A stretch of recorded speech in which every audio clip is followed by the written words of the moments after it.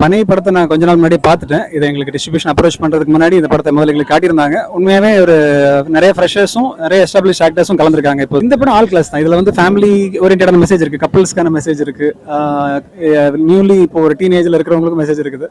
டோட்டலாக ஒரு மனுஷன் எந்த இடத்துல ஈகோன்ற விஷயத்தை எப்படி மேனேஜ் பண்ணணும், எந்த விஷயம் தேவையில்லைன்ற எல்லாமே கலந்து கட்டி சொல்லியிருக்காங்க. ஓவராலாக பனை அப்படின்ற ஒரு விஷயம் இன்னைக்கு வந்து நிறைய இடத்துல அது போலிகள் அதுன்னு சொல்லிட்டு இருந்தாலும் பனைன்ற ஒரு விஷயத்தில் எவ்வளோ பெனிஃபிட்ஸ் இருக்குது, அதை தொழில் எப்படி காப்பாற்றப்படும் அப்படின்றத ரொம்ப அழகாக அழுத்தமாக சொல்லியிருக்காங்க.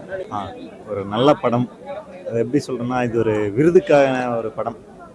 அதான் அந்த ஏரியாவுக்கான கருப்பட்டியை அவங்க மெயினாக ரீசனாக எடுத்து கலப்படம் இல்லாத கருப்பட்டியை இருக்கணும் அப்படின்னு ஒரு கான்செப்ட் வச்சு அதில் ஒரு சின்ன லவ், ஜாதி மறுப்புக்களான ஒரு காதல், ஐயர் பொண்ணை வந்து ஒரு மரமேறி பையனை லவ் பண்ணுற என்னட்டாக கொடுத்துருக்காங்க. ஓகே, அது நல்லா தான் இருந்துச்சு. பனை படம் பார்த்தேன், நல்லா இருக்கு.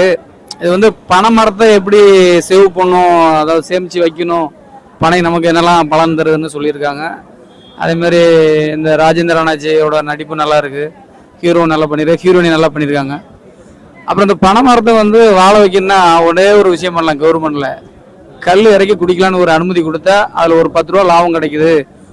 கல் இறக்கி கொடுத்தா ஒரு நமக்கு வருமானம் இருக்குன்னா அந்த பனையை வந்து டெவலப் பண்ணுவாங்க, இல்லைன்னா அப்படியே விட்டுருவாங்க. அதான் அந்த விஷயம் தான் அது இதில் இருக்குது.